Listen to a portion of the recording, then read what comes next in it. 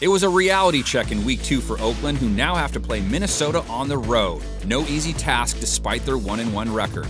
We've got 3 predictions for you in a moment, but here's a quick look at the numbers that matter in this game. The Raiders' offense stalled in Week 2, Derek Carr finishing with under 200 passing yards and a 61.1 passer rating. This was the game where Oakland's lack of a true number 1 receiver showed a little, all of which does not stack up well against a Vikings secondary that held Aaron Rodgers to 209 passing yards.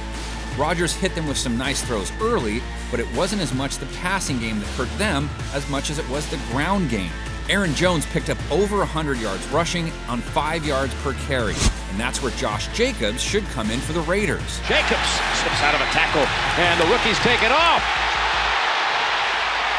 Jacobs was the bright spot for the Raiders last week, gaining 99 yards on just 12 carries. Look for him to see a workload more like he did in Week 1. The higher volume of carries helps Carr by creating more play-action pass opportunities.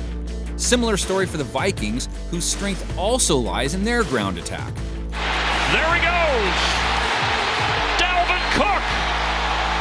All the way in for a Viking touchdown! Dalvin Cook was a monster once again. 20 carries, 154 yards, 7.7 yards per carry, and a score.